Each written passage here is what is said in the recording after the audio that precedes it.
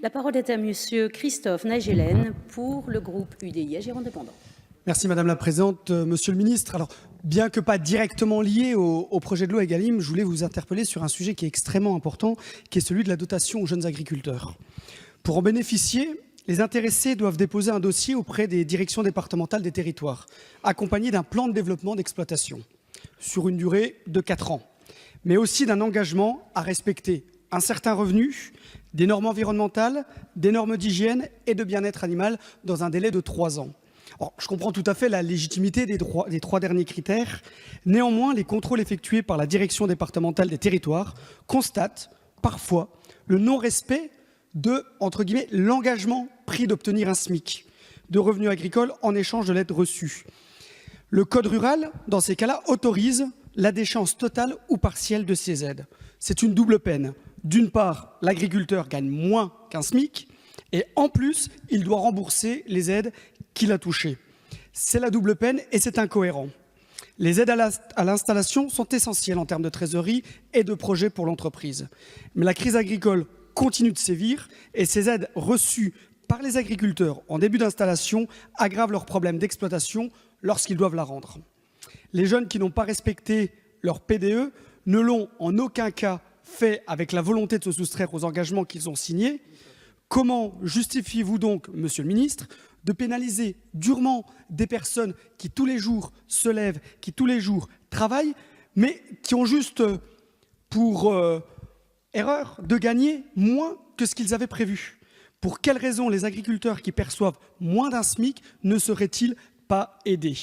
De plus, Monsieur le Ministre, il serait nécessaire que les critères de contrôle soient donnés en même temps que les critères d'éligibilité, et ce, au niveau national.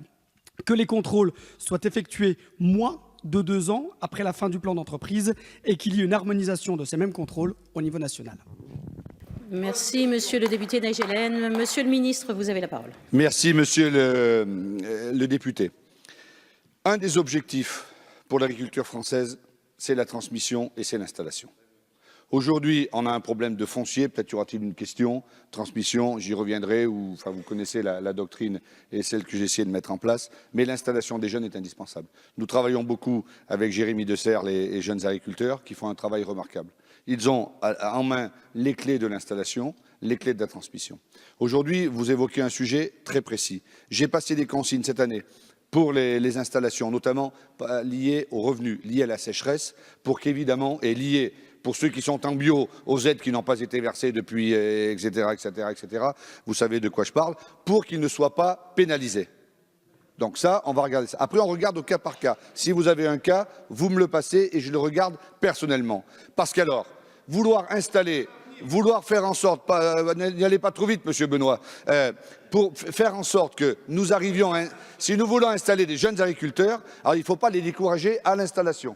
Voilà. Donc il faut que nous soyons pragmatiques pour tous. Moi, ce que je souhaite, c'est qu'ils s'installent. C'est la raison pour laquelle, lors du Salon de l'agriculture, nous allons lancer une grande campagne de communication sur les métiers de l'agriculture, liés à l'agriculture, sur la formation agricole. Nous avons 800 établissements qui sont des pépites, des joyaux sur l'ensemble du territoire. Nous voulons former plus parce que quand on sort de ces établissements, on a du boulot. Nous voulons former mieux parce que les transitions agroécologiques et sanitaires sont indispensables. Et nous voulons former partout parce que l'équité territoriale, elle est essentielle. Donc, Monsieur le député, je partage tout à fait ce que vous dites. Il n'est pas question que les jeunes agriculteurs, on leur coupe les pattes parce que tout simplement, ils n'ont pas assez de bons revenus et nous allons y veiller.